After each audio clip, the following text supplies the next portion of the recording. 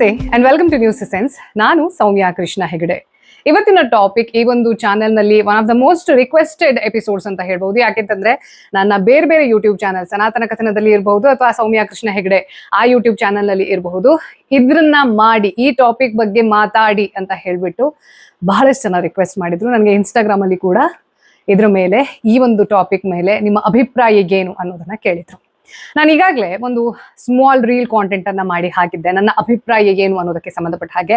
ಆದ್ರೆ ಈ Tata consultancy service ಅನ್ನುವಂತಹ ದೇಶದ ಒಂದು ಪ್ರೆಸ್ಟೀಜಿಯಸ್ ಕಂಪನಿಯಲ್ಲಿ ನಡೀತಾ ಇರುವಂತಹ ಅಥವಾ ನಡೀತಾ ಇದೆ ಅಂತ ಹೇಳಲಾಗ್ತಾ ಇರುವಂತಹ ಕನ್ವರ್ಷನ್ ರ್ಯಾಕೆಟ್ ಅನ್ನೋದೇನಿದೆ, ಕೇರಳ ಸ್ಟೋರಿಯಲ್ಲಿ ಯಾವ ರೀತಿ ಒಂದು ಸೆಟಪ್ ಅನ್ನ ಮಾಡಿಕೊಂಡು ಮೈಂಡ್ ಅನ್ನ ಕಂಟ್ರೋಲ್ಗೆ ತಗೊಂಡು ಬ್ರೈನ್ ವಾಶ್ ಮಾಡೋದು, ಜಿಹಾದ್ ಅನ್ನುವಂಥದ್ದು ಏನಿದೆ, ಇದೆಲ್ಲದರ ಮೀಡಿಯಾ ನರೇಟಿವ್ಸ್ ಅನ್ನು ಸೇರಿದ ಹಾಗೆ ಆ ವಿಕ್ಟಿಮ್ಸ್ ಯಾರಿದ್ದಾರೆ, ಯಾರನ್ನ ಅಪರಾಧಿ ಸ್ಥಾನದಲ್ಲಿ ನಿಲ್ಸಿದ್ದಾರೆ, ಇದೆಲ್ಲದಕ್ಕೂ ಒಂದು ಪ್ಯಾಟರ್ನ್ ಇದೆ.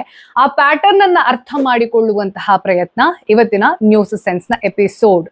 ಬಹಳಷ್ಟು ಜನ ನೀವು ಟಾಪಿಕ್ ಅನ್ನ ಇಮಿಡಿಯೇಟ್ಲಿ ಮಾತಾಡಿ ಅಂತ ಯಾರು ಹೇಳ್ತೀರಾ, ದಯವಿಟ್ಟು ಅರ್ಥ ಮಾಡ್ಕೊಳ್ಳಿ. ಬ್ರೇಕಿಂಗ್ ನ್ಯೂಸ್ ಕೊಡೋದಕ್ಕಿಂತ ಆ ನ್ಯೂಸ್ ನ ಅರ್ಥ ಏನು ಅಂತ ಬೈಸೆಕ್ಟ್ ಮಾಡೋದಿದೆ ಅಲ್ಲ, ಅದು ನನ್ನ ಚಾನೆಲ್ ನ ಉದ್ದೇಶ. ನನ್ನ ಜರ್ನಲಿಸಂ ನಾನು ಫಸ್ಟ್ ನ್ಯೂಸ್ ಹೇಳಿದೆ ಅನ್ನೋ ತರದ ಅಲ್ಲ. ಆ ನ್ಯೂಸ್ ನ ಅರ್ಥ ಏನು, ಅದರಲ್ಲಿ ಇರುವಂತಹ ಇನ್ಫಾರ್ಮೇಶನ್ ಇಂದ ನಾವು ಮುಂದೆ ಏನನ್ನ ಮಾಡಬಾರ್ದು ಅನ್ನೋದನ್ನ ಕಲಿಯೋದಿದೆ ಅಲ್ಲ, that is the intent of this channel. ಹಾಗಾಗಿ ದಯವಿಟ್ಟು ಪ್ರೆಷರ್ ಮಾಡಬೇಡಿ ಅಥವಾ ಇವ್ರು ಮಾತೇ ಆಡೋದಿಲ್ಲ ಅಂತ ಅನ್ಕೊಳ್ಬೇಡಿ. I speak when I want to speak. So ಈ ಒಂದು ಘಟನೆ ಅನ್ನುವಂಥದ್ದು ಏನಿದೆ ಅಲ್ಲ, ನಾಸಿಕದಲ್ಲಿ ಒಂದು ತಿಂಗಳ ಹಿಂದೆ ಒಂದು ಪೊಲೀಸ್ ಸ್ಟೇಷನ್ ಅಲ್ಲಿ, ಅಂದ್ರೆ 26 March if I am not wrong, ಒಂದು FIR ರಿಜಿಸ್ಟರ್ ಆಗುತ್ತೆ. ಆ FIR ಅನ್ನ ನೋಡಿಕೊಂಡು ಬಂದ ಮೇಲೆ ಅದರಲ್ಲಿ ಏನೇನ್ ಇದೆ ವಿಚಾರ ಅನ್ನೋದನ್ನ ನೋಡಿದ ಮೇಲೆ ಮೀಡಿಯಾದಲ್ಲಿ ಇರುವಂತಹ ನರೇಟಿವ್ ಅನ್ನೋದು ಸೋಷಿಯಲ್ ಮೀಡಿಯಾದಲ್ಲಿ ಅದನ್ನ ಹೈಪ್ ಮಾಡುವಂಥದ್ದು ಇದೆ ಅಲ್ಲ, I am not interested in the political ಪ್ರೊಪಗ್ಯಾಂಡಾ.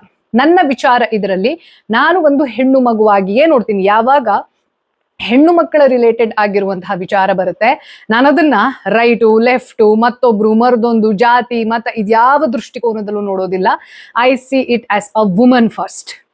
So ಈ ಒಂದು ಕೇಸನ್ನು ಕೂಡ ನಾನು ಇದನ್ನ ವಿಮೆನ್ ಸೇಫ್ಟಿ ಹಾಗೂ ಡಿಗ್ನಿಟಿಯ ಆಧಾರದಲ್ಲಿ ನೋಡೋಕೆ ಇಷ್ಟಪಡ್ತೀನಿ. ನೋಡಿ, ಇಲ್ಲಿ ಯಾರ್ಯಾರು ವಿಕ್ಟಿಮ್ಸ್ ಇದ್ದಾರೆ, ಇಲ್ಲಿವರೆಗೂ ಯಾರ್ಯಾರು ಮುಂದೆ ಬಂದು FIR ಅನ್ನ ರಿಜಿಸ್ಟರ್ ಮಾಡಿದ್ದಾರೆ, ಅದರ ಪರವಾಗಿ ಮಾತನಾಡುವಂತಹ ಧೈರ್ಯವನ್ನ ತೋರಿಸಿದ್ದಾರೆ, ಅವರಲ್ಲಿ ಕೂಡ ಒಂದು ಪ್ಯಾಟರ್ನ್ ಇದೆ. ಹಾಗೆ ಯಾರು ಸೋಕಾಲ್ ಟೀಮ್ ಲೀಡ್ ಅಂತ ಇರ್ತಾರೆ ಅಥವಾ ಒಂದಷ್ಟು ಕಮೆಂಟ್ಸ್ ಅನ್ನ ಮಾಡಿ ಹೆಣ್ಣು ಮಕ್ಕಳನ್ನ ಹೇಗೆ ಟ್ರ್ಯಾಪ್ ಮಾಡಬಹುದು, ಇಮೋಷನಲಿ ಹೇಗೆ ಅವ್ರನ್ನ ಬ್ರೈನ್ ವಾಶ್ ಮಾಡಬಹುದು ಅಥವಾ ಯಾವ ರೀತಿ ಆಗಿರುವಂತಹ ಬೆನಿಫಿಟ್ ಅನ್ನ ತಗೊಳ್ಬಹುದು ಅನ್ನುವಂತಹ ದಾರ್ಷ್ಟ್ಯ ಇರುತ್ತಲ್ಲ, ಅಡಾಸಿಟಿ ಅಂತ ಹೇಳ್ತಾರೆ, ಅದರಲ್ಲೂ ಕೂಡ ಒಂದು ಪ್ಯಾಟರ್ನ್ ಇದೆ. ಹಾಗೆ ಈ ಒಂದು ವಿಚಾರವನ್ನ ಇವಾಗ ಕೇರಳ ಸ್ಟೋರಿ, ಅಂದ್ರೆ ಮೊದ್ಲು ಏನ್ ಬಂದಿತ್ತು ಕೇರಳ ಸ್ಟೋರಿ, ನಾನು ಅದ್ರ ಬಗ್ಗೆ ಮಾತಾಡಿದ್ದೆ ಕೂಡ. ಬಹಳಷ್ಟು ಜನರು ಆ ಸಿನಿಮಾಗೆ ಕಂಪ್ಯಾರಿಸನ್ ಅನ್ನ ಮಾಡ್ತಾ ಇದ್ದಾರೆ. ಇದರಲ್ಲಿ ಲವ್ ಜಿಹಾದ್ ನ ಆಂಗಲ್ ಅನ್ನುವಂಥದ್ದು ಇರಬಹುದು, ಇಸ್ಲಾಮಿಕ್ ಕನ್ವರ್ಷನ್ ಅನ್ನುವಂಥದ್ದು ಏನಿದೆ ಅದರ ಆಂಗಲ್ ಅನ್ನುವಂಥದ್ದು ಏನಿದೆ. ಯಾಕೆಂತಂದ್ರೆ ಇದರಲ್ಲಿ ಯಾರು ಆರೋಪಿತರಿದ್ದಾರೆ ಅವರಲ್ಲಿ ಆಲ್ಮೋಸ್ಟ್ ಎಲ್ಲರೂ ಕೂಡ ಇಸ್ಲಾಂ ಸಮುದಾಯಕ್ಕೆ ಸೇರಿದವರು. ಇದರಲ್ಲಿ ನಾನು ಒಂದನ್ನ ಡಿಸ್ಕ್ಲೇಮರ್ ಹಾಕೊಂಡು ಹೇಳಕ್ಕೆ ಇಷ್ಟಪಡ್ತೀನಿ. ಯಾರ್ಯಾರೆಲ್ಲ ಈ ಲವ್ ಜಿಹಾದ್ ಅನ್ನುವಂಥದ್ದು ಕನ್ವರ್ಷನ್ ಅನ್ನುವಂಥದ್ದು ಇಲ್ಲವೇ ಇಲ್ಲ ಅನ್ನುವಂಥ ಒಂದು ಭ್ರಮಾಲೋಕದಲ್ಲಿ ತೇಲಾಡ್ತಾ ಇದ್ದಾರೆ, ನಾನು ಅಲ್ಲಿ ಕೂಡ ಸೇರೋದಿಲ್ಲ. ಆದ್ರೆ ಎಲ್ಲದಕ್ಕೂ ಅಂದ್ರೆ ಅನಿಷ್ಟಕ್ಕೆಲ್ಲ ಶನೀಶ್ವರನೇ ಕಾರಣ ಅನ್ನೋ ತರದಲ್ಲಿ ನಮ್ಮ ದೇಶದಲ್ಲಿ ಒಂದು ಪೊಲಿಟಿಕಲ್ ಪ್ರೊಪಗ್ಯಾಂಡಾ ಅನ್ನೋದನ್ನ ಒಂದು ಪಾರ್ಟಿ ಏನ್ ಮಾಡ್ಕೊಂಡು ಬಂದಿದೆ, ಅದರ ಐಡೆಂಟಿಟಿನೇ ಅದಾಗಿದೆ. ಅನ್ಫಾರ್ಚುನೇಟ್ಲಿ ಎಲ್ಲದಕ್ಕೂ ಒಬ್ಬರೇ ಕಾರಣ, ಒಂದು ಸಮುದಾಯದವರು ಕಾರಣ ಅನ್ನೋದನ್ನು ಹೇಳೋದಿಲ್ಲ. ಆದ್ರೆ ಪರ್ಸೆಂಟೇಜ್ ಅನ್ನುವಂಥದ್ದು ಇದೆ ಅಲ್ಲ, ಅದು ನನ್ನ ಕನ್ಸರ್ನ್. ನಾನು ಯಾಕೆ ಇದನ್ನ ಹೇಳ್ತೀನಿ ಅಂತಂದ್ರೆ, ನೋಡಿ, ಇದು ಬಿಲ್ಡಿಂಗ್ ಕೇಸ್. ಅಂದ್ರೆ ನಮ್ಗೆ ನಿಮಗೆ FIR ಅಲ್ಲಿ ಏನನ್ನ ದಾಖಲಿಸಿದ್ದಾರೆ ಅದರ ವೆರಿಫಿಕೇಶನ್ ಆಗಿ ಅದ್ರ ಬಗ್ಗೆ ತನಿಖೆ ಅನ್ನುವಂಥದ್ದು ನೋಡೋದು, ಅದು ನೆಕ್ಸ್ಟ್ ಕೋರ್ಟ್ ಅಲ್ಲಿ ಟ್ರಯಲ್ ಆಗಿ ಜಡ್ಜ್ ಯಾವ ನಿರ್ಧಾರವನ್ನ ಕೈಗೊಳ್ತಾರೆ, ಜಡ್ಜ್ಮೆಂಟ್ ಅನ್ನ ಕೊಡ್ತಾರೆ, ಅದು ನಿಜವಾದ ಕೇಸ್ ಆಗಿರುತ್ತೆ. ಇವಾಗ ನಾನು ನೀವು ಎಲ್ಲ ಕೇಳ್ತಾ ಇರೋದು ಒಂದಷ್ಟು ಸೋಷಿಯಲ್ ಮೀಡಿಯಾ ನರೇಟಿವ್, ಮೀಡಿಯಾದ ಪ್ರೊಪಗ್ಯಾಂಡಾ ಪ್ಲಸ್ ಏನೇನನ್ನ FIR ಅಲ್ಲಿ ಹೇಳಿದ್ದಾರೆ ಅನ್ನೋದ್ರನ್ನ ನಾವು ವೆರಿಫೈ ಮಾಡ್ಕೊಂಡು ಮಾತಾಡಬಹುದು. ಇಲ್ಲಿ ಅಲ್ಲಿರುವಂತಹ ಹೆಣ್ಣು ಮಕ್ಕಳು ಯಾರಿದ್ದಾರೆ ಅವರೆಲ್ಲರ ಕಂಡೀಷನ್ ಅನ್ನುವಂಥದ್ದು ಅಥವಾ ಅವ್ರನ್ನ ಯಾವ ರೀತಿ ಟ್ರ್ಯಾಪ್ ಮಾಡಿದ್ದಾರೆ ಅಂತಂದ್ರೆ, ಆ ಕೇರಳ ಸ್ಟೋರಿ 1 ಅಲ್ಲಿ ತೋರಿಸಿದಲ್ಲ, there is so much similarity. Because ಅದರಲ್ಲೂ ಕೂಡ ಒಂದು ಹುಡುಗಿ ಇರ್ತಾಳೆ, ಆಸಿಫಾ ಅಂತ ಅವಳ character, if I am not wrong.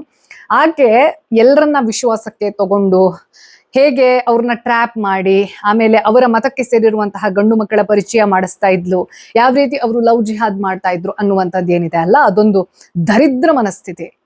ಅದಕ್ಕೆ ಸಂಬಂಧಪಟ್ಟ ಹಾಗೆ ಕೇರಳ ಸ್ಟೋರಿ ಒನ್ ಟೂ ಅಲ್ಲ, ಒನ್ ರಿಲೇಟೆಡ್ ಆಗಿ ನಾನು ಆಲ್ರೆಡಿ ಮಾತಾಡಿದ್ದೀನಿ. ನಾನು ಅದನ್ನ ಒಂದು ಧರ್ಮವನ್ನ ವಿಲನೈಸ್ ಮಾಡಿ ತೋರಿಸ್ತಿದ್ದಾರೆ ಅನ್ನೋದಕ್ಕಿಂತ ಹೆಣ್ಣು ಮಕ್ಕಳನ್ನ ಹೇಗೆ ವ್ಯವಸ್ಥಿತವಾಗಿ ಟ್ರ್ಯಾಪ್ ಮಾಡ್ತಾರೆ ಅನ್ನೋ ದೃಷ್ಟಿಕೋನದಲ್ಲಿ ನೋಡ್ತೀನಿ. ಹಾಗಾಗಿ ನಾನು ಆವಾಗ ಅದನ್ನ ಸಪೋರ್ಟ್ ಮಾಡಿದ್ದೆ, ಇವತ್ತು ಕೂಡ ಸಪೋರ್ಟ್ ಮಾಡ್ತೀನಿ. ಬಟ್ ಅದರಲ್ಲಿ ಹೇಳಿರುವಂಥದ್ದೆಲ್ಲದನ್ನ ನಾನು ಸಪೋರ್ಟ್ ಮಾಡೋದಿಲ್ಲ. ನಂಬರ್ಸ್ ಏನ್ ಹೇಳಿದ್ರು, ಇಷ್ಟು ಜನ ಕನ್ವರ್ಟ್ ಆಗಿದ್ದಾರೆ, ಇಷ್ಟು ಜನ ಸತ್ತೋಗಿದ್ದಾರೆ ಅನ್ನೋದಲ್ಲ, ನಂಬರ್ಸ್ ಅನ್ನ ನಾನು ಬಿಲೀವ್ ಮಾಡಲ್ಲ. ಬಟ್ ಆ ಥರದ್ದು ಒಂದು ದರಿದ್ರ ಮನಸ್ಥಿತಿ ಇರುವಂತಹ ವ್ಯಕ್ತಿತ್ವದವರು ಇದ್ದಾರೆ.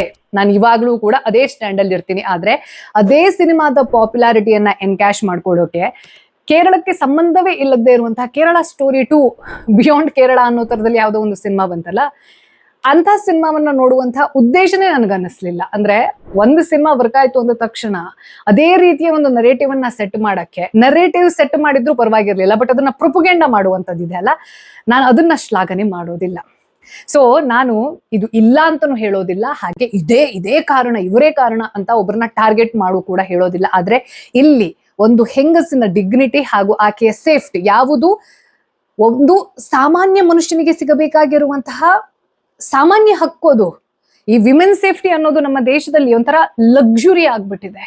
ಅದನ್ನ ಕೇಳು ಹೊಡೆದಾಟ ಬಡದಾಟ ಮಾಡ್ಕೊಂಡು ನಾವು ತಗೊಳ್ಳೋ ತರುವಂತಹ ಪರಿಸ್ಥಿತಿ ಇದೆ ಅಂತಂದ್ರೆ ಇದನ್ನ ಸ್ವಾತಂತ್ರ್ಯ ಅಂತ ನಾವು ಕರಿಬಾರ್ದು. ಆಕ್ಚುಲಿ ಬೇಟಿ ಬಚಾವೋ ಬೇಟಿ ಪಡಾವೋ ಅನ್ನೋ ತರದ ಒಂದು ಕ್ಯಾಂಪೇನ್ ಅನ್ನ ಏನು ಶುರು ಮಾಡಿದ್ರು ನರೇಂದ್ರ ಮೋದಿ ಅವರು, ಅದು ಆದ ನಂತರದಲ್ಲಿ ಬಹಳಷ್ಟು ಜನ ಏನು ಕೆಲವೊಂದಷ್ಟು ಒಳ್ಳೊಳ್ಳೆ ಬದಲಾವಣೆಗಳು ಆಗಿವೆ. ಆದ್ರೆ ಆ ಬದಲಾವಣೆ ಆದ್ಮೇಲೂ ಕೂಡ, ಫೈನಾನ್ಷಿಯಲಿ ಇಂಡಿಪೆಂಡೆನ್ಸ್ ಕಂಡುಕೊಂಡ ಮೇಲೂ ಕೂಡ ಹೆಣ್ಣು ಮಕ್ಕಳನ್ನ ಇಮೋಷನಲಿ ಟ್ರ್ಯಾಪ್ ಮಾಡುವಂತಹ ದರಿದ್ರ ಮನಸ್ಥಿತಿಯವರಿದ್ದಾರಲ್ಲ. ಅಂಡ್ ಈ ಒಂದು ಕೇಸ್ನಲ್ಲಿ ನೋಡಿ, ಇದು FIR ಮೇಲೆ ನಾನು ಹೇಳ್ತಾ ಇರೋದಾಯ್ತಾ, ಅದರಲ್ಲಿ ಒಬ್ಬ ವ್ಯಕ್ತಿಯ ಹೆಸರು ಪದೇ ಬರುತ್ತೆ, ತೌಸಿಫ್ ಅನ್ನುವಂತಹ ವ್ಯಕ್ತಿಯ ಹೆಸರು. ಇವನು ಪದೇ ಬಾಡಿ ಶೇಮಿಂಗ್ ಮಾಡೋದು, ಕೆಟ್ಟ ಡಬಲ್ ಮೀನಿಂಗ್ ಮಾತುಗಳನ್ನ ಆಡೋದು, ಅವರ ರಿಯಾಕ್ಷನ್ ಹೇಗಿರುತ್ತೆ ಅಂತ ನೋಡಿ ಆಕೆಯ ಕ್ಯಾರೆಕ್ಟರ್ ಅನ್ನ ಜಡ್ಜ್ ಮಾಡೋದು, ಜೊತೆಗೆ ಇದೆಲ್ಲದಕ್ಕೂ ಒಂದ್ ರೀತಿಯಲ್ಲಿ ಕೊಂಡಿ ಅನ್ನೋ ತರದಲ್ಲಿ ನಿಧಾ ಖಾನ್ ಅಂತ ಯಾರಿದ್ಲು, ಆ ಹುಡುಗಿ HR ಅನ್ನೋ ತರದಲ್ಲಿ ಸ್ಟಾರ್ಟಿಂಗ್ ಅಲ್ಲಿ ನರೇಟಿವ್ ಸೆಟ್ ಆಗಿತ್ತು. ಆದ್ರೆ ಕಂಪನಿಯ ಕ್ಲಾರಿಫಿಕೇಶನ್ ಹೇಳೋದೇನು ಅಂತಂದ್ರೆ ಅವಳು ಯಾವುದೋ ಒಂದು ಪ್ರಾಜೆಕ್ಟ್ ನ ಅಸೋಸಿಯೇಟ್ ಮಾತ್ರ ಆಗಿದ್ಲು, ಹಾಗಾಗಿ ಅವಳ ಹತ್ರ ಅಂತಹ ಪವರ್ಫುಲ್ ಇರುವಂತಹ ಪೊಸಿಷನ್ ಯಾವುದು ಇರ್ಲಿಲ್ಲ ಅಂತ. ಇದು ಇನ್ನೂ ಬಿಲ್ಡಿಂಗ್ ಕೇಸ್ ಆಗಿರೋದಕ್ಕೆ ಇದು ಹೀಗೆ ಇದಿಷ್ಟೇ ಅಂತ ನಾವು ಹೇಳೋಕ್ ಆಗೋದಿಲ್ಲ. ಆದ್ರೆ ಅದರ ಅರ್ಥ ಕೆಲವೊಂದಷ್ಟು ಜನ ಡಿಲ್ಯೂಷನಲ್ ಆಗಿ ಮಾತಾಡ್ತಾರಲ್ಲ, ಎಲ್ಲದಕ್ಕೂ ಒಬ್ಬರನ್ನ ಟಾರ್ಗೆಟ್ ಮಾಡ್ಬಿಡ್ತಾರೆ, ಮುಸ್ಲಿಮ್ಸ್ರೇ ಕಾರಣ ಎಲ್ಲದಕ್ಕೂ ಅನ್ನೋ ತರದ ಪ್ರೊಪಗ್ಯಾಂಡ ನಡೀತಾ ಇದೆ ಅನ್ನುವಂಥದ್ದಿದೆ ಅಲ್ಲ. ಯಾಕೆ ನಡೀತಾ ಇದೆ ಹಾಗೆ ಅನ್ನೋದು ನನ್ನ ಪ್ರಶ್ನೆ.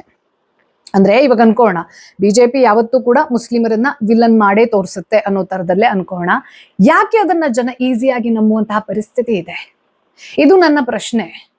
ಯಾವುದೇ ಒಂದು ಜಾತಿಯಲ್ಲಿ, ಯಾವುದೇ ಒಂದು ಮತದಲ್ಲಿ, ಅಥವಾ ಯಾವುದೇ ಒಂದು ಜೆಂಡರ್ ಅಲ್ಲಿ ಹುಟ್ಟೋದು ತಪ್ಪಲ್ಲ. ಆದ್ರೆ ಅದೇ ಸಮಾಜಕ್ಕೆ ಸೇರಿದವರು ಮಾಡಿರುವಂತಹ ತಪ್ಪನ್ನ ನಾವು ವಿರೋಧಿಸದೆ ಬಾಯಿ ಮುಚ್ಕೊಂಡು ನಮ್ಗೇನಾಗಿಲ್ಲ ಬಿಡು ಅಂತ ಕೂತ್ಕೊಳ್ತೀವಲ್ಲ, this is where Muslim community is failing. ಒಬ್ಬರನ್ನ ಅವರ ಮತಕ್ಕೆ ಸೇರಿರೋರು ಅಂದ ತಕ್ಷಣ ಅದನ್ನ ಧಿಕ್ಕರಿಸುವಂತಹ, ಓಪನ್ ಆಗಿ ಮಾತಾಡುವಂತದ್ದಿದೆ ಅಲ್ಲ, ಇದು ಮುಸ್ಲಿಂ ಸಮುದಾಯದಲ್ಲಿ ದೊಡ್ಡದಾಗಬೇಕು. ಆಗ ಮಾತ್ರ ಮುಸ್ಲಿಮ್ಸ್ ಯಾವತ್ತು ವಿಲನ್ ಅಂತ ಪೊಲಿಟಿಕಲ್ ಪ್ರೊಪಗ್ಯಾಂಡ ನಡೆಯುತ್ತೆ ಅಂತ ಏನ್ ನೀವ್ ಹೇಳ್ತೀರಾ, ಅದು ಸ್ವಲ್ಪ ನಿಲ್ಲಿಸೋಕೆ ಸಾಧ್ಯ ಆಗತ್ತೆ. ಯಾಕೆ ಈ ಪಟ್ಟವನ್ನ ನಿಮಗೆ ಕಟ್ಟಲಾಗ್ತಾ ಇದೆ ಅಂತಂದ್ರೆ ನೀವು ಅದನ್ನ ವಿರೋಧಿಸ್ತಾ ಇಲ್ಲ. ಯಾವುದೋ ಒಬ್ಬ ವ್ಯಕ್ತಿ ಅಲ್ಲಾಹುವಿನ ಹೆಸರನ್ನ ತಗೊಂಡು ಬಾಂಬ್ ಬಿಟ್ರೆ ಎಷ್ಟು ಜನ ಮುಸ್ಲಿಮ್ಸ್ ಅದನ್ನ ಬೀದಿಗೆ ಎಳೆದು ಹೋರಾಟವನ್ನ ಮಾಡ್ತಾರೆ? ಇದು ನನ್ನ ಪ್ರಶ್ನೆ, ಆನೆಸ್ಟ್ ಪ್ರಶ್ನೆ. ಯಾರನ್ನು ಶೇಮ್ ಮಾಡ್ಬೇಕು ಅನ್ನೋದು ನನ್ನ ಉದ್ದೇಶ ಅಲ್ಲ, ಆದ್ರೆ ಸತ್ಯದ ಅನಾವರಣ ಕೂಡ ಹಾಗೆ ಆಗ್ಬೇಕು. ಇಲ್ಲಿ ಈ ಕೇಸ್ನಲ್ಲಿ ಹೇಳಿರೋ ಪ್ರಕಾರ, FIR ನಲ್ಲೇ ಓದ್ಕೊಂಡು ನಾನು ಹೇಳ್ತಾ ಇರೋದು, ಹಿಂದೂ ದೇವತೆಗಳನ್ನ, ಫಾರ್ ಎಕ್ಸಾಂಪಲ್ ಶಿವಲಿಂಗವನ್ನ ಗಂಡು ಮಕ್ಕಳ ಪ್ರೈವೇಟ್ ಪಾರ್ಟ್ ಅಂತ ಹೇಳಿ ನಗೋದು. ನೋಡಿ, ಇಲ್ಲಿ ನಾನು ಪ್ಯಾಟರ್ನ್ ಅನ್ನ ಹೇಳ್ತೀನಿ ಅನ್ನೋದನ್ನ ಹೇಳ್ತೀನಿ. ಇಂಥದ್ದೇ ವಿಚಾರ ಕೇರಳ ಸ್ಟೋರಿ 1 ನಲ್ಲಿ ಕೂಡ ಇತ್ತು. ಹಾಗೆ ಶ್ರೀಕೃಷ್ಣ ಪರಮಾತ್ಮನನ್ನ ರಾಸಲೀಲೆ ಮಾಡ್ತಾ ಇದ್ದ, ಅವನಿಗೆ ಅಷ್ಟು ಸಾವಿರ ಹೆಂಗಸರು ಇದ್ರು, ಅಂದ್ರೆ ಹೆಂಡತಿರು ಇದ್ರು ಅನ್ನೋ ತರದಲ್ಲಿ ಇದೆ ಅಲ್ಲ, ಅದರ ಅರ್ಥ ಗೊತ್ತಿರೋದಿಲ್ಲ. ಪುರಾಣದಲ್ಲಿ ಇರುವಂತಹ ಕಥೆಗಳಿಗೆ ಅರ್ಥಗಳಿದಾವೆ, ಅದು ಕೋಡೆಡ್ ಇನ್ಫಾರ್ಮೇಶನ್. ಅದಕ್ಕೆ ಇರುವಂತಹ ಅರ್ಥ ಏನು ಅನ್ನೋದನ್ನ ಡಿಕೋಡ್ ಮಾಡಿ ಹೇಳುವಂತದ್ದು ನನ್ನ ಇನ್ನೊಂದು ಯೂಟ್ಯೂಬ್ ಚಾನಲ್ ಸನಾತನ ಕಥನದ ಉದ್ದೇಶ. ನಾನು ಇದನ್ನ ಪದೇ ಪದೇ ಹೇಳ್ತಾ ಇರ್ತೀನಿ. ಲಿಟರಲ್ ಮೀನಿಂಗ್ ಅನ್ನ ತಗೊಂಡ್ರೆ ಇವತ್ತಿನ ಕಾಲಘಟ್ಟದಲ್ಲಿ ಅದೆಲ್ಲವೂ ಕೂಡ ಒಂಥರ ಅಪಭ್ರಂಶದ ರೀತಿಯಲ್ಲಿ ಕಾಣಿಸುತ್ತೆ. ಹಾಗೆ ಶಿವಲಿಂಗ ಅಂತಂದ್ರೆ ಗಂಡು ಮಕ್ಕಳ ಪ್ರೈವೇಟ್ ಪಾರ್ಟ್ ಅಂತ ಎಷ್ಟು ಜನ ಹುಚ್ಚರು ಸೋಕಾಲ್ಡ್ ಹಿಂದೂಗಳು ಕೂಡ ಇದನ್ನ ಮಾತಾಡೋದನ್ನ ನಾನು ಕೇಳಿಸ್ಕೊಂಡಿದ್ದೀನಿ. ಅದಕ್ಕೂ ಇದಕ್ಕೂ ಸಂಬಂಧನೇ ಇಲ್ಲ ರೀ. ಇದರ ರಿಲೇಟೆಡ್ ಆಗಿ ನಾನು ಒಂದು ಡೀಟೇಲ್ ಎಪಿಸೋಡ್ ಅನ್ನ ಮಾಡಿದ್ದೀನಿ. ಶಿವಲಿಂಗ ಅನ್ನೋದು ಶಿಷ್ಣವೇ ಅಂತ ಹೇಳ್ಬಿಟ್ಟು ಸಂಬಂಧನೇ ಇಲ್ಲ ಒಂದಕ್ಕೊಂದು. ಇಲ್ಲಿ ಪ್ರಾಬ್ಲಮ್ ಇರೋದು ಅಥವಾ ಪ್ಯಾಟರ್ನ್ ನಾನು ಏನು ಹೇಳ್ತಾ ಇದ್ದೀನಿ, ನಾವು ಯಾವ ಧರ್ಮದಲ್ಲಿ ಹುಟ್ಟಿರ್ತೀವಿ, ಆ ಧರ್ಮದ ಹಿನ್ನೆಲೆ ಏನು, ಅದರಲ್ಲಿ ಇರುವಂತಹ ಪುರಾಣ ಶಾಸ್ತ್ರ ಅಥವಾ ಹೋಲಿ ಬುಕ್ಸ್ ಅಂತ ಏನ್ ಕರಿತೀವಿ, ಅದರಲ್ಲಿ ಹೇಳಿರೋದ್ರ ಅರ್ಥ ಏನು, ಆ ಅರ್ಥ ಅನ್ನೋದು ಇವತ್ತಿನ ಕಾಲಘಟ್ಟದಲ್ಲಿ ಎಷ್ಟು ರಿಲೆವೆಂಟ್. ಎಷ್ಟೋ ವಿಚಾರ ಅವತ್ತಿನ ಕಾಲಘಟ್ಟದಲ್ಲಿ ಅದು ನ್ಯಾಯ ಅಂತ ಕರೆಸ್ಕೊಳ್ತಾ ಇತ್ತು, ಆದ್ರೆ ಇವತ್ತಿನ ಕಾಲದಲ್ಲಿ ಅದು ರಿಲೆವೆನ್ಸೇ ಇರೋದಿಲ್ಲ. ಅವತ್ತಿನ ಕಾಲದಲ್ಲಿ ಮಹಾರಾಜರು ಹೇಳಿದ್ದೆ ವೇದ ವಾಕ್ಯ ಆಗಿತ್ತು. ಇವತ್ತಿನ ಕಾಲದಲ್ಲಿ ಯಾವ ಮಹಾರಾಜ ಇದ್ದಾರೆ? ಸೊ ಇದನ್ನ ಅರ್ಥ ಮಾಡ್ಕೊಳ್ಳೋದೇ ಈ ಧರ್ಮ ಕೆಟ್ಟದ್ದು, ಈ ದೇವರು ಕೆಟ್ಟವರು, ಶಿವ ಸರಿ ಇಲ್ಲ, ಕೃಷ್ಣ ಸರಿ ಇಲ್ಲ, ಅವ್ರು ಸರಿ ಇಲ್ಲ, ಇನ್ನೊಂದು ಸರಿ ಇಲ್ಲ, ನಿಮ್ಮ ಹಿಂದೂ ಧರ್ಮದಲ್ಲಿ ಹೆಣ್ಮಕ್ಳನ್ನ ಸರಿಯಾಗಿ ನೋಡೋದಿಲ್ಲ ಅನ್ನೋ ತರದ ಹುಚ್ಚುಚ್ಚು ಕಮೆಂಟ್ ಅನ್ನ ಮಾಡ್ತಾರಲ್ಲ. ಅಂಡ್ ಹೆಣ್ಣು ಮಕ್ಕಳಿಗೆ ಹಿಂದೂ ಧರ್ಮದಲ್ಲಿ ಸ್ವಾತಂತ್ರ್ಯ ಇಲ್ಲ, ಇಸ್ಲಾಂ ಅಲ್ಲಿ ಇದೆ ಅಂತ ಹೇಳ್ತಾರಲ್ಲ ಯಾರ್ಯಾರಲ್ಲ. ಇದರಲ್ಲಿ ಒಬ್ಬ ಹೇಳ್ತಿದ್ನಂತೆ. ಹಾಗೆ ನನಗೆ ಇದಕ್ಕಿಂತ ದೊಡ್ಡ ಜೋಕ್ ಇನ್ನೊಂದಿಲ್ಲ ಅಂತ ಅನಿಸ್ತು. ಅಂದ್ರೆ ಈ ಜೋಕಿಗೆ ನಗಬೇಕು ಅಂತ ಅನಿಸಲ್ಲ, ಆದ್ರೆ it is still one of the biggest jokes of the century according to me. So ಇಂಥದ್ದನ್ನ ವಿರೋಧ ಮಾಡ್ಬೇಕು ಅಥವಾ ಕನ್ಫ್ಯೂಸ್ಡ್ ಸ್ಟೇಟ್ಗೆ ಹೋಗ್ಬಾರ್ದು ಅಂತಂದ್ರೆ, ನೀವ್ ಯಾವುದೇ ಧರ್ಮದಲ್ಲಿ ಹುಟ್ಟಿರಿ ನನ್ ಪ್ರಾಬ್ಲಮ್ ಇಲ್ಲ. ನೀವು ಹಿಂದೂ ಆಗಿ ಹುಡ್ತೀರಾ, ಮುಸ್ಲಿಂ ಆಗಿ ಹುಡ್ತೀರಾ, ಕ್ರಿಶ್ಚಿಯನ್ ಆಗಿ ಹುಡ್ತೀರಾ, ವಾಟ್ ಎವರ್. ಬಟ್ ನಿಮ್ಮ ಧರ್ಮ ಏನ್ ಹೇಳುತ್ತೆ ಅನ್ನೋದನ್ನ ಸರಿಯಾಗಿ ತಿಳ್ಕೊಳ್ಳಿ. ಅದನ್ನ ಬಿಟ್ಟು ಇನ್ನೊಬ್ರನ್ನ ಯಾರನ್ನೋ ವಿರೋಧ ಮಾಡ್ಬೇಕು ಅನ್ನೋ ಕಾರಣಕ್ಕೋಸ್ಕರ ನಾವೇ ಶ್ರೇಷ್ಠ, ನಮ್ಮ ಧರ್ಮನೇ ಶ್ರೇಷ್ಠ, ಕನಿಷ್ಠ ಅನ್ನೋದು, ನಿಮ್ ಧರ್ಮ ನಿಮ್ಗೆ ಶ್ರೇಷ್ಠ ಅಂತ ಇಟ್ಕೊಳ್ರಪ್ಪ. ನನ್ನ ಸನಾತನ ಧರ್ಮ ನನಗೆ ಕೇವಲ ಶ್ರೇಷ್ಠ ಮಾತ್ರ ಅಲ್ಲ, ಅದನ್ನ ನಾನು ಯಾವ್ದ್ರ ಜೊತೆ ಕಂಪೇರ್ ಕೂಡ ಮಾಡೋಕೆ ಸಾಧ್ಯ ಇಲ್ಲ. ಯಾಕೆಂತಂದ್ರೆ ಇಡೀ ಪ್ರಪಂಚದಲ್ಲಿ ಇರುವಂತಹ ಜ್ಞಾನ ಇದೆ ಅಲ್ಲ, ಆ ಜ್ಞಾನದ ಸಾರವೇ ನನ್ನ ಸನಾತನ ಧರ್ಮ. ಅದು ಒಂದು the best lifestyle a human can attain. ಹಂಗಿರೋದ್ರನ್ನ ಯಾವುದಕ್ಕೂ ಸಮೀಕರಿಸಿ ಮೀನಿಂಗ್ ಅರ್ಥ ಮಾಡ್ಕೊಳ್ಳೋದೆ ಹಿಂದೂ ದೇವತೆಗಳ ಮೇಲೆ ಕೆಟ್ಟ ಕೆಟ್ಟ ಕಮೆಂಟ್ ಅನ್ನ ಮಾಡ್ತಿದ್ರಲ್ಲ ಇವರೆಲ್ಲ 7 ಜನ ಯಾರ್ಯಾರಿದ್ದಾರೆ, ಈ 7 ವ್ಯಕ್ತಿಗಳನ್ನ ಖುದ್ದು ಆ ಅಲ್ಲಾಹು ಕೂಡ ಕ್ಷಮಿಸೋಕೆ ಸಾಧ್ಯ ಇಲ್ಲ. ಇನ್ನು ಇಂಥವ್ರು ಹಿಂಗಿದ್ ಕಮೆಂಟ್ ಮಾಡುವಾಗ ಅದನ್ನ ವಿರೋಧ ಮಾಡದೆ ಅಥವಾ ಅದಕ್ಕೆ ಕರೆಕ್ಟ್ ಕ್ಲಾರಿಟಿಯನ್ನ ಕೊಟ್ಟು ತರ್ಕಬದ್ಧವಾಗಿ ಅವ್ರನ್ನ ಅಲ್ಲಿ ಕಟ್ ಮಾಡದೆ ಕೇಳಿಸ್ಕೊಂಡಿದ್ರಲ್ಲ ನೋಡಿ. ಎಲ್ಲೂ ಕೂಡ ವಿಕ್ಟಿಮ್ ಬ್ಲೇಮಿಂಗ್ ಅನ್ನ ಮಾಡಬಾರ್ದು. ಯಾಕೆಂತಂದ್ರೆ ಒಬ್ಬ ಹುಡುಗಿ ಯಾವ ಒಂದು ಹಂತದಲ್ಲಿ ಸಪ್ರೆಸ್ ಆಗ್ತಾಳೆ ಅಥವಾ ಎಲ್ರಿಗೂ ಓಪನ್ ಆಗಿ ವಿರೋಧಿಸುವಂತಹ ಆ ವ್ಯಕ್ತಿಗತ ಸ್ವಾತಂತ್ರ್ಯ ಅನ್ನೋದನ್ನ ಆ ಮನೆಯಲ್ಲಿ ಬೆಳೆಸೇ ಇರೋದಿಲ್ಲ. ಕೆಲವು ಸಂದರ್ಭದಲ್ಲಿ ನೀನ್ ಹೆಣ್ಣು, ನೀನ್ ಮಾತಾಡಬಾರ್ದು, ನೀನ್ ಜೋರಾಗಿ ಮಾತಾಡಬಾರ್ದು, ಈ ತರದ ಕಮೆಂಟ್ಸ್ ಚಿಕ್ಕ ವಯಸ್ಸಿಂದನೂ ಹೆಣ್ಮಕ್ಳಿಗೆ ಕೇಳಿ ಕೇಳಿ ಕೇಳಿ ಸ್ನಬ್ ಆಗ್ಬಿಟ್ಟಿರ್ತಾರೆ. ಆದ್ರೆ ಈ ಎಪಿಸೋಡ್ ಅನ್ನ ನೋಡ್ತಾ ಇರುವಂತಹ ಪ್ರತಿಯೊಂದು ಗಂಡು ಮಕ್ಕಳಲ್ಲೂ ಹಾಗೂ ಹೆಣ್ಣು ಮಕ್ಕಳಲ್ಲೂ ನೀವು ಪೇರೆಂಟ್ಸ್ ಇದ್ದೀರಾ ಅಂತಂದ್ರೆ ಅಥವಾ ಮಕ್ಕಳಾಗಿದ್ದೀರಾ ಅಂತಂದ್ರೆ ದಯವಿಟ್ಟು ಒಂದು ಅರ್ಥ ಮಾಡ್ಕೊಳ್ಳಿ. ಯಾವಾಗ ಸರಿ ಇರುತ್ತೆ, ವಿಚಾರಗಳು ಸರಿ ಇರುತ್ತೆ, ಅಲ್ಲಿ ನೀವು ವಾಯ್ಸ್ ಅನ್ನ ರೇಸ್ ಮಾಡ್ಲಿಲ್ಲ ಅಂತಂದ್ರೆ ನಿಮ್ಮ ಹಕ್ಕು ಸಹ ನಿಮಗೆ ಸಿಗೋದಿಲ್ಲ. ಒಂದು ಪುಟಾಣಿ ಮಗು ಅತ್ರೆ ಮಾತ್ರ ತಾಯಿಗೆ ಗೊತ್ತಾಗತ್ತೆ ಆ ಮಗುಗೆ ಹಾಲು ಬೇಕು ಅಂತ. ಹಂಗಿರ್ಬೇಕಿದ್ರೆ ನಾವ್ ಯಾವುದಕ್ಕೂ ನನ್ನ ಹಕ್ಕು ಇದು, ನಾನು ಇದನ್ನ ವಿರೋಧಿಸ್ತೀನಿ, ಇದು ತಪ್ಪು, ಇದು ನೀವು ಮಾಡ್ತಾ ಇರೋದು ತಪ್ಪು ಅಂತ ಹೇಳದ್ದೇ ಇದ್ದಿದ್ವಿ ಅಂತಂತಂದ್ರೆ ಇಂಥ ಘಟನೆಗಳು ನಡೆಯತ್ವೆ. ಇಲ್ಲಿ ಯಾರ್ಯಾರು ವಿಕ್ಟಿಮ್ ಇದ್ದಾರೆ ಅವ್ರದ್ದು ನೋಡಿ, ಒಂದ್ ಸ್ವಲ್ಪ ಫೈನಾನ್ಷಿಯಲಿ ವೀಕರ್ ಸೆಕ್ಷನ್ ಅಲ್ಲಿಂದ ಬರುವಂತವ್ರು, ರೂರಲ್ ಬ್ಯಾಕ್ ಗ್ರೌಂಡ್ ಇಂದ ಬರುವಂತವ್ರು, ಅಂದ್ರೆ ಯಾರನ್ನ ಈಸಿಯಾಗಿ ಸ್ನಬ್ ಮಾಡಬಹುದೋ ಅಂಥವ್ರನ್ನೇ ಹುಡುಕಿ ಟ್ರ್ಯಾಪ್ ಮಾಡ್ತಾ ಇದ್ರು. ಜೊತೆಗೆ ಈ ರೀತಿ ಹಿಂದೂ ದೇವತೆಗಳ ಮೇಲೆ ಕಮೆಂಟ್ ಮಾಡೋದು, ನೀವು ಇಸ್ಲಾಂಗೆ ಕನ್ವರ್ಟ್ ಆಗಿ ಅನ್ನೋ ತರದ ಕುಮ್ಮಕ್ಕನ್ನ ಕೊಡೋದು, ಒಬ್ಬ ವ್ಯಕ್ತಿಗೆ ಅದೇನೋ ಇಷ್ಟ ಆಗಿ ಯಾವುದೇ ಮುಲಾಜಿಲ್ಲದೆ ಅಥವಾ ಯಾವುದೇ, ಈಗ AR ರೆಹಮಾನ್ ಅವ್ರಿಗೆ ಯಾವ ರೀತಿ ಕನ್ವರ್ಟ್ ಆಗಿದಾರಲ್ಲ, ಅವರಿಗೆ ಈ ಒಂದು ಧರ್ಮದಲ್ಲಿ ಏನೋ ಒಂದು ನಂಬಿಕೆ ಬಂದು ಅವರಿಂದ ಆದ್ರು ಅಂತಂದ್ರೆ ಅದು ಬೇರೆ. ಆದ್ರೆ ನನಗೆ ಪರ್ಸನಲಿ ಏನ್ ಅನ್ಸುತ್ತೆ ಅಂತಂದ್ರೆ, ನಿಮ್ಮ ಧರ್ಮವನ್ನ ನೀವು ಕರೆಕ್ಟ್ ಆಗಿ ಅರ್ಥ ಮಾಡ್ಕೊಂಡ್ರಿ ಅಂತಂದ್ರೆ ಅಲ್ಲಿ ಮತಾಂತರ ಅನ್ನುವಂತಹ ವಿಚಾರಗಳೇ ಬರಬಾರದು. ಇದೆಲ್ಲದಕ್ಕೂ ಮೀರಿದ್ಯೇನು ಅಂತಂದ್ರೆ, ನಾವೆಲ್ಲರೂ ಮನುಷ್ಯರಾಗಿ ಹುಟ್ಟಿರೋದಿದೆ ಅಲ್ಲ, ಇದೊಂದು ದೈವಿಕ ಎಕ್ಸ್ಪೀರಿಯನ್ಸ್. ಅದನ್ನ ಬಿಟ್ಬಿಟ್ಟು ಏನೋ ನಮ್ ಜನಸಂಖ್ಯೆ ಹೆಚ್ಚು ಮಾಡ್ಕೊಳ್ಬೇಕು, ಯಾರಿಗೋ ಮೋಸ ಮಾಡ್ಬೇಕು, ಹಿಂದೂ ಹೆಣ್ಮಕ್ಳನ್ನ ಟ್ರ್ಯಾಪ್ ಮಾಡಿ ಅವ್ರಿಗೆ ಬುರ್ಕಾ ಹಾಕ್ಸಿ ಏನು ಮಾಡ್ತೀರಾ ಅಂದ್ರೆ ನಿಮ್ ಸಾಧನೆಗೆ ಏನು? ಇದೆಲ್ಲ ಮಾಡಿ ಏನ್ ಸಾಧನೆ ಮಾಡ್ತೀರಾ? ಇದು ನನ್ನ ಪ್ರಶ್ನೆ. ಹೆಣ್ಣು ಮಕ್ಕಳನ್ನ ಇಸ್ಲಾಂಗೆ ಕನ್ವರ್ಟ್ ಮಾಡಿ ಅಥವಾ ಅವರಿಗೆ ಮೋಸ ಮಾಡಿ ಹಿಂದೂ ಧರ್ಮದ ಬಗ್ಗೆ ಕೆಟ್ಟ ಕಮೆಂಟ್ಸ್ ಅನ್ನ ಮಾಡಿ ನೀವ್ ಏನ್ ಸಾಧನೆ ಮಾಡ್ತೀರಾ? Tell me this. ಹಾಗೆ ಯಾವ್ಯಾವೆಲ್ಲ ಹೆಣ್ಮಕ್ಳು ಇಂಥದ್ದನ್ನ ಸಹಿಸ್ಕೊಂಡಿರ್ತಾರಲ್ಲ, ನನ್ಗೆ ಇದೊಂದು ಆಯ್ತಾ ಅಂದ್ರೆ ಇದು ಒಂಥರ ಅಡಗತ್ರಿಯಲ್ಲಿ ಸಿಕ್ಕಿರುವಂತಹ ಸಿಚುವೇಶನ್ ಅಥವಾ ಇಂಥ ಕ್ವೆಶ್ಚನ್ ಅಂತ ಹೇಳ್ಬೋದು.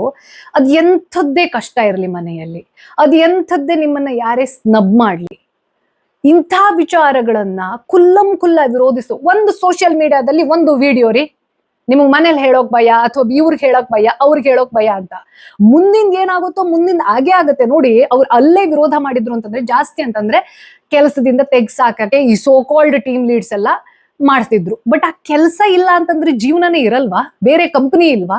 ಅಥವಾ ನಿಮಗೆ ಏನು ಸ್ಕಿಲ್ಲೇ ಇರೋದಿಲ್ವಾ? ಬರೀ ಎಜುಕೇಶನ್ ಅಲ್ಲ, ಇದಕ್ಕೆ ಹೇಳೋದು ನಾನು ಪದೇ ಪದೇ, ಸ್ಕಿಲ್ ಡೆವಲಪ್ಮೆಂಟ್ ಆಗ್ಬೇಕು. ಯಾವಾಗ ನಿಮ್ಮ ಹತ್ರ ಸ್ಕಿಲ್ ಇರುತ್ತೆ, ನಿಮ್ಮನ್ನ ರೀಪ್ಲೇಸ್ ಮಾಡೋದು ತುಂಬಾ ಕಷ್ಟ ಆಗತ್ತೆ. ಇಷ್ಟೆಲ್ಲ 4 ವರ್ಷದಿಂದ ಅವ್ರು ಕೊಡ್ತಾ ಇದ್ದಂತಹ ಮಾನಸಿಕ ಕಿರುಕುಳ, ದೈಹಿಕ ಕಿರುಕುಳ, ಇದೆಲ್ಲದರ ಎಂಡ್ ಪಾಯಿಂಟ್ ಆಗಿದ್ಯೇನು? ಮತ್ತೆ ನೀವು ಯಾವುದೋ ಒಂದು ಸಮಸ್ಯೆಯಲ್ಲಿ ಸಿಕ್ಕಾಕೊಂಡ್ರಿ ತಾನೆ. ಇದನ್ನ ಮೊದ್ಲೇ ಮಾಡಿದ್ರೆ ಒಂದ್ ಕೆಲಸ ಹೋಗ್ತಿತ್ತೇನೋ ಅಷ್ಟೇ. ಲಾಸ್ ಅನ್ನ ನೀವು ಲೆಕ್ಕ ಹಾಕೊಳ್ಳಿ. ಇವಾಗ ನಾವು ಮಾಡುವಂತಹ ಚಾಯ್ಸಸ್ ಇರುತ್ತಲ್ಲ ಜೀವನದಲ್ಲಿ, ಅದೇ ನಮ್ಮ ಭವಿಷ್ಯ. ಏನೋ ಭವಿಷ್ಯ ಅಂತಂದ್ರೆ ಹಿಂಗೆ ಆಗತ್ತೆ ಅವರಿಗೆ ಅಂತ ಬರೆಯೋದಲ್ಲ, ನಮ್ಮ ಆಯ್ಕೆಗಳು. ದಯವಿಟ್ಟು ನಾನು ಇದನ್ನ ನೋಡ್ತಾ ಇರುವಂತಹ ಹೆಣ್ಮಕ್ಳಿಗೆ ಹೇಳಕ್ ಇಷ್ಟಪಡ್ತೀನಿ, ನೀವು ಒಂದು ಶಾರ್ಟ್ ಟರ್ಮ್ ನ ಗೇನ್ಗೋಸ್ಕರ ಅಥವಾ ಹಿಂಗ್ ಮಾಡೋದ್ರಿಂದ ಯಾರು ನನ್ನ ಬಗ್ಗೆ ಏನ್ ತಿಳ್ಕೊಂಡ್ಬಿಡ್ತಾರೆ, ಅಥವಾ ನನ್ ಕೆಲಸ ಇದಾಗ್ಬಿಡುತ್ತೆ, ನಂಗೆ ಪ್ರಮೋಷನ್ ಸಿಗಲ್ಲ, ಸೀನಿಯರ್ಸ್ ಎಲ್ಲ ನನ್ನನ್ನು ಅಟ್ಯಾಕ್ ಮಾಡ್ತಾರೆ ಅನ್ನೋ ತರದ ಆ ಶಾರ್ಟ್ ಟರ್ಮ್ ನ ಗೇನ್ಗೋಸ್ಕರ ಇಂಥ ದರಿದ್ರ ಮನಸ್ಥಿತಿಯನ್ನ ದಯವಿಟ್ಟು ಸಹಿಸ್ಕೋಬೇಡಿ. ಇದನ್ನ ಇಶ್ಯೂ ಮಾಡ್ಬೇಕು ಇಮ್ಮಿಡಿಯೇಟ್ಲಿ. ಯಾವನೋ ಒಬ್ಬ ನನ್ನ ಹಿಂದೂ ದೇವತೆಗಳ ಬಗ್ಗೆ ಕಮೆಂಟ್ ಮಾಡ್ತಾನೆ ಅಂತಂದ್ರೆ ಇಶ್ಯೂ ಮಾಡ್ಬೇಕು, ಇಮ್ಮಿಡಿಯೇಟ್ಲಿ ಇಶ್ಯೂ ಮಾಡಬೇಕು. ಯಾರೋ ನಿಮ್ಮ ಬಾಡಿ ಪಾರ್ಟ್ಸ್ ಬಗ್ಗೆ ಕಮೆಂಟ್ ಮಾಡ್ತಾನೆ ಅಂತಂದ್ರೆ ಇಮ್ಮಿಡಿಯೇಟ್ಲಿ ಇಶ್ಯೂ ಆಗ್ಬೇಕು. ನಂಗೆ ಇನ್ನೊಂದು ಮಜಾ ಅನ್ಸಿದ್ದೇನು ಅಂತಂದ್ರೆ, ಆ ತೌಸಿಫ್ ಅನ್ನೋ ವ್ಯಕ್ತಿ ಬೇರೆಯವರಿಗೆ ಬಾಡಿ ಶೇಮಿಂಗ್ ಮಾಡ್ತಾ ಇದ್ನಂತೆ. ಅವನ ಮುಖ ನೋಡಿದ್ರೆ, ನಾನು ಇದನ್ನ ಬಾಡಿ ಶೇಮ್ ಮಾಡ್ತಾ ಇಲ್ಲ, ಬಟ್ ಕೆಲವೊಂದಷ್ಟು ವ್ಯಕ್ತಿಗಳಿಗೆ, ವ್ಯಕ್ತಿತ್ವದವರಿಗೆ ಅವರ ಮೆಡಿಸಿನ್ ನ ಟೇಸ್ಟ್ ಅನ್ನ ಅವರಿಗೆ ತೋರಿಸ್ಬೇಕು. ಇವನು ಬಾಡಿ ಶೇಮ್ ಮಾಡ್ತಿದ್ದಂತೆ. ಇವನ್ ಮುಖಾನ ಇವನ್ ಕನ್ನಡಿಯಲ್ಲಿ ಕರೆಕ್ಟ್ ಆಗಿ ನೋಡ್ಕೊಂಡಿದ್ದ ಅಂತಂದ್ರೆ ಪ್ರಪಂಚದಲ್ಲಿರೋ ಪ್ರತಿ ಹೆಣ್ಮಕ್ಳು ಕೂಡ ಅಪ್ಸರೆಯರ ರೀತಿಯಲ್ಲಿ ಕಾಣಿಸ್ಬೇಕು, ಹಂಗಿದೆ ಅವನ ಮುಖ. ಅಂದ್ರೆ ಆ ವ್ಯಕ್ತಿ ದೈಹಿಕವಾಗಿ ಮಾನಸಿಕವಾಗಿ ಎರಡು ಒಂಥರ ಕನಿಷ್ಠ ಕುರೂಪ ವ್ಯಕ್ತಿ ಅಂತ ಹೇಳಬಹುದು. ಹಾಗಾಗಿ ಈ ಪ್ಯಾಟರ್ನ್ ಇದೆ ಅಲ್ಲ, ಎಂಥ ಹೆಣ್ಣು ಮಕ್ಕಳನ್ನ ಟ್ರ್ಯಾಪ್ ಮಾಡ್ತಾರೆ. Financially weaker section, verbally weak, easy to snub, rural area, ಇಂಥದ್ದು ಒಂದು ಪ್ಯಾಟರ್ನ್ ಇದೆ. ಯಾರು ಹೆಣ್ಣು ಮಕ್ಕಳು ಈ ಒಂದು ಬ್ಯಾಕ್ ಗ್ರೌಂಡ್ ಅಲ್ಲಿ ಬಂದಿರ್ತೀರ, ದಯವಿಟ್ಟು ಮಾತಾಡೋದನ್ನ ಕಲೀರಿ, ವಿರೋಧಿಸೋದನ್ನ ಕಲೀರಿ. ನಿಮ್ಮನ್ನ ಇವಕ್ಕೆ ಜೋರು, ಈಕೆ ಬಜಾರಿ ಅಂತ ಹೆದರಿದ್ರೂ ಪರವಾಗಿಲ್ಲ, ವಿರೋಧಿಸಿ. ನೆಕ್ಸ್ಟ್ ಯಾರು ಇಂಥ ವ್ಯಕ್ತಿತ್ವದವ್ರು ಇರ್ತಾರಲ್ಲ, ಇಸ್ಲಾಮೇ ಶ್ರೇಷ್ಠ, ಹಿಂದೂ ಧರ್ಮದ ದೇವತೆಗಳು ಹಾಗೆ ಹೀಗೆ ಅಂತ ಹೇಳ್ತಾರ, ಅಂಥವರಿಗೆ ಮುಖಕ್ಕೆ ಹೊಡೆಯೋ ರೀತಿಯಲ್ಲಿ ಜವಾಬ್ ಕೊಡಬೇಕು. ಆ ರೀತಿಯಲ್ಲಿ ನಮ್ಮ ಶಾಸ್ತ್ರಗಳನ್ನ, ಪುರಾಣಗಳೆಲ್ಲ ಅದರಲ್ಲಿ ಹೇಳಿರುವಂತಹ ಅರ್ಥಗಳನ್ನ ತಿಳಿರಿ. ಯಾವಾಗ ನಿಮ್ಮನ್ನ ಬ್ರೈನ್ ವಾಶ್ ಮಾಡಬಹುದು ಅಂತಂದ್ರೆ ನಿಮಗೆ ನಿಮ್ಮ ಸ್ಟ್ರೆಂಗ್ತೇ ಗೊತ್ತಿರೋದಿಲ್ಲ, ಆವಾಗ ನಿಮ್ಮನ್ನ ಕನ್ಫ್ಯೂಸ್ ಮಾಡಬಹುದು, ಆವಾಗ ನಿಮ್ಮನ್ನ ಬ್ರೈನ್ ವಾಶ್ ಮಾಡೋಕೆ ಸಾಧ್ಯ.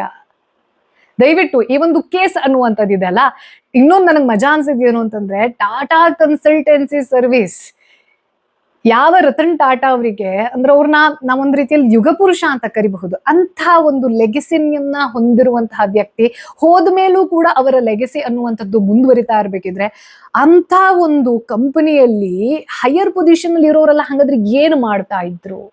ಆ ನಿಧಾ ಖಾನ್ ಅನ್ನುವಂತಹ ಒಬ್ಳು ಹುಡುಗಿ ಇದೆಲ್ಲ ಯಾವುದೇ ಅಥಾರಿಟೇಟಿವ್ ಪೊಸಿಷನ್ ಅಲ್ಲಿ ಇಲ್ಲದ್ರೆ ಕೂಡ ಆಕೆ ಇದನ್ನೆಲ್ಲ ಕನೆಕ್ಟ್ ಮಾಡ್ತಾ ಇದ್ದಿದ್ದು ಸತ್ಯವೇ ಆಗಿತ್ತು ಅಂತಂದ್ರೆ ಇದರ ಸಿಂಡಿಕೇಟ್ ಹೇಗ್ ವರ್ಕ್ ಆಗ್ತಾ ಇತ್ತು? ಈ ರೀತಿಯಲ್ಲಿ ಕಾರ್ಪೊರೇಟ್ ಜಿಹಾದ್ ಅನ್ನೋದು ನಿಜವಾಗ್ಲೂ ನಮ್ಮ ದೇಶದಲ್ಲಿ ಎಕ್ಸಿಸ್ಟ್ ಆಗ್ತಾ ಇದೆ ಅಥವಾ ಬೇರೆ ಕಂಪನಿಗಳಲ್ಲಿ ಇದು ಇನ್ನೂ ಕೂಡ ಆಪರೇಟ್ ಆಗ್ತಾ ಇದೆ ಅನ್ನೋದಿದೆ ಅಲ್ಲ, ಇದ್ರ ಬಗ್ಗೆ ಸೀರಿಯಸ್ ಇನ್ವೆಸ್ಟಿಗೇಷನ್ ನಡಿಬೇಕು. ನಾನು ಇದು ನಡೀತಾ ಇದೆ ನಡೀತಾ ಇಲ್ಲ ಎರಡನ್ನೂ ಕೂಡ ಒಪ್ಪೋದಿಲ್ಲ, ಆದ್ರೆ ಇದೊಂದು ಸೀರಿಯಸ್ ಘಟನೆ. ಒಂದು ಆಫೀಸ್ನ ಸೆಟಪ್ ನಲ್ಲಿ ಏನು ಪಾಶ್ ಕಮಿಟಿ ಮತ್ತೊಂದು ಮರದೊಂದು ಎಲ್ಲ ಆದ್ಮೇಲೂ ಕೂಡ ಇವತ್ತಿನ ಕಾಲಘಟ್ಟದಲ್ಲಿ ಕನ್ವರ್ಷನ್ ನಡೆಯುತ್ತೆ ಅಥವಾ ಬ್ರೈನ್ ವಾಶ್ ನಡೆಯುತ್ತೆ, ಅವ್ರನ್ನ ಸೆಕ್ಸುವಲಿ ಹೆರಾಸ್ ಮಾಡ್ತಾರೆ, ಇಂಥದ್ದೆಲ್ಲ ನಡೀತಾ ಇದೆ ಅಂತಂದ್ರೆ ಮೊದಲು ನಾವು ಬೇಟಿ ಬಚಾವೋ ಬೇಟಿ ಪಡಾವೋ ಇದಿಷ್ಟೇ ಆಗೋದಿಲ್ಲ. ಹೆಣ್ಣು ಮಕ್ಕಳು ಸರಿ ಇದ್ದಾರೆ, ಇವರನ್ನ ನೋಡುವಂತಹ ಗಂಡಸರನ್ನ, ಅವರ ಮನಸ್ಥಿತಿಯನ್ನ ಸರಿ ಮಾಡಬೇಕಾದಂತಹ ಅನಿವಾರ್ಯತೆಗೆ ಬಂದು ತಲುಪಿದ್ದೀವಿ. ಇದು ನಮ್ಮ ಅನಿವಾರ್ಯತೆ. ಇದು ಕೇವಲ ಒಂದು ಪೊಲಿಟಿಕಲ್ ಡಿಬೇಟ್ ಆಗುತ್ತೆ ಅಥವಾ ಪೊಲಿಟಿಕಲ್ ಪ್ರೊಪಗ್ಯಾಂಡ ಆಗುತ್ತೆ, Congress versus BJP, Hindu versus Muslim ಅಂತ ಮುಗಿಯದ್ದೆ. ಎಲ್ಲೆಲ್ಲಿ ಹೆಣ್ಣು ಮಕ್ಕಳ ಎಕ್ಸ್ಪ್ಲಾಯಿಟೇಷನ್ ಅನ್ನುವಂಥದ್ದು ನಡೆದಿದೆ ಅಲ್ಲ, ಅದೆಲ್ಲದಕ್ಕೆ ಅಟೆನ್ಷನ್ ಸಿಗಬೇಕು. ಕೇವಲ ಯಾವಾಗ ಹಿಂದೂ ಮುಸ್ಲಿಂ ಆಂಗಲ್ ಇರುತ್ತೆ ಆವಾಗ ಮಾತ್ರ ಅಲ್ಲ, ಪ್ರತಿ ಹೆಣ್ಣು ಮಗು ಕೂಡ ಇಂಪಾರ್ಟೆಂಟ್. ಎಲ್ಲಿ ಹತ್ರಾಸ್ ಘಟನೆ ನಡೀತು ಅದು ಕೂಡ ಇಂಪಾರ್ಟೆಂಟ್. ಹಾಗೆ ಯಾವ ವ್ಯಕ್ತಿ ಒಂದು ಹುಡುಗಿಯನ್ನ ಚಿಕ್ಕ ವಯಸ್ಸಿಂದ ಮೊಲೆಸ್ಟ್ ಮಾಡಿ ಆಕೆಯನ್ನ ಸೆಕ್ಷುವಲಿ ಆಕೆಯನ್ನ ಅತ್ಯಾಚಾರ ಮಾಡಿರ್ತಾನೆ, ಅವನನ್ನ ಬೇಲ್ ಮೇಲೆ ಹೊರಗಡೆ ಕಳಿಸ್ತೀರಾ, ಅವ್ರ ಮನೆಯವರು ರೋಡಿಗಿಳಿದು ಪಾಪ ಹೋರಾಟ ಮಾಡ್ತಿದ್ದಾರೆ ಅಂತಂದ್ರೆ ಅಂತವರನ್ನ ದೇಶ ವಿರೋಧಿ ಅನ್ನುವಂಥದ್ದನ್ನ ಕಟ್ಟೋದು, ಧರ್ಮ ವಿರೋಧಿ ಅನ್ನೋ ಹೆಸರು ಕಟ್ಟೋದು, ಹಿಂದೂ ವಿರೋಧಿ ಅನ್ನೋ ಹೆಸರು ಕಟ್ಟೋದೆಲ್ಲ ಇದೆ ಅಲ್ಲ. ಇದು ಎಲ್ಲಿ ಎಂಡ್ ಆಗುತ್ತೆ ಅಂತಂದ್ರೆ ನಾನು ಹೇಳ್ತೀನಿ, ಮಹಾಭಾರತ ಎಂಡ್ ಆಗಿದ್ದು ಹೇಗೆ ಹೇಳಿ? ಶುರುವಾಗಿದ್ದೆಲ್ಲಿಂದ? ಯಾವತ್ತು ದ್ರೌಪದಿಯ ಸೆರಗಿಗೆ ಕೈ ಹಾಕಿದ್ರಲ್ಲ ಅಲ್ಲಿಂದ ಶುರುವಾಗಿದ್ದು. ದ್ರೌಪದಿ ಕಾರಣ ಅಲ್ಲ, ಕುರುಕ್ಷೇತ್ರಕ್ಕೆ ಯಾರ ಕಾರಣ ಅಂತಂದ್ರೆ ಆ ಪಾಪದ ಕೊಡ ತುಂಬಿತ್ತು. ಆ ಪಾಪದ ಕೊಡ ತುಂಬಿದ್ರ ಆಕ್ಷನ್ ಎಲ್ಲಾಯ್ತು ಅಂತಂದ್ರೆ ದ್ರೌಪದಿಯ ಸೆರಗಿಗೆ ಕೈ ಹಾಕಿದ್ದು. ಹೆಣ್ಣಿಂದ ಯುದ್ಧ ಅಲ್ಲ, ಪಾಪದ ಕೊಡ ತುಂಬೋದು ಹೆಣ್ಣಿನ ಶೋಷಣೆಯ ಮೂಲಕ. ಹಾಗಾಗಿ ಯಾರ್ಯಾರೆಲ್ಲ ಪೊಲಿಟಿಕಲ್ ಲೀಡರ್ಸ್ ಈ ಹೆಣ್ಣು ಮಕ್ಕಳ ಶೋಷಣೆ ಅನ್ನೋದನ್ನ ಅಥವಾ ಆ ಒಂದು ಇದ್ರನ್ನ ಇವಾಗ ವಿಮೆನ್ ರಿಸರ್ವೇಶನ್ ಬಿಲ್ ಅನ್ನ ಸ್ಟಾಪ್ ಮಾಡ್ಬಿಟ್ಟಿದ್ದಾರೆ ವಿರೋಧ ಪಕ್ಷದವರು ಅನ್ನೋ ತರದಲ್ಲಿ ಹೊಯ್ಕೊಳ್ತಾ ಇದ್ದಾರೆ ಬಿಜೆಪಿ ಅವರು, ಅದ್ರ ಹಿನ್ನೆಲೆ ಏನು? ಟ್ರಂಪ್ ಕಾರ್ಡ್ ರೀತಿಯಲ್ಲಿ, ವಿಕ್ಟಿಮ್ ಕಾರ್ಡ್ ರೀತಿಯಲ್ಲಿ ಬಳಸ್ಕೊಳ್ಳುವಂತನ್ನ ದಯವಿಟ್ಟು ಸ್ಟಾಪ್ ಮಾಡಿ. ನಮ್ಮ ದೇಶದಲ್ಲಿ women safety should be the basic human right ಅನ್ನುವಂಥದ್ದನ್ನ ಅರ್ಥ ಮಾಡ್ಕೊಂಡು ಅದನ್ನ ಎಕ್ಸಿಕ್ಯೂಟ್ ಮಾಡೋ ರೀತಿಯಲ್ಲಿ ಗಂಡಸರ ಮನಸ್ಥಿತಿಯನ್ನ ಬದಲಾಯಿಸುವ ಮಟ್ಟದಲ್ಲಿ ಏನು ಪ್ರಯತ್ನ ನಡೆಯಲ್ಲ ಅಂತಂದ್ರೆ ದಯವಿಟ್ಟು ಅರ್ಥ ಮಾಡ್ಕೊಳ್ಳಿ. ಯಾವ ದೇಶದಲ್ಲಿ ದೇಶದ ರೆಪ್ರೆಸೆಂಟೇಷನ್ ಅನ್ನ ಭಾರತಾಂಬೆ ಅಂತ ಕರಿತೀವಿ, ಯತ್ರ ನಾರ್ಯಸ್ತು ಪೂಜ್ಯಂತೆ ರಮಂತೆ ತತ್ರ ದೇವತಾ ಅನ್ನೋದನ್ನ ಹೇಳ್ತೀವಿ, ಅದು ನಡೀತಾ ಇಲ್ಲ ಅಂತಂದ್ರೆ ಕುರುಕ್ಷೇತ್ರನೇ ನಡೆಯುತ್ತೆ. ಅದು ನಡೆಯದ್ದೇ ಇರ್ಲಿ ಅನ್ನೋದು ನನ್ನ ಒಂದು ಕೋರಿಕೆ. Right. Take care. Jai Hind. Om Namah Shivaya.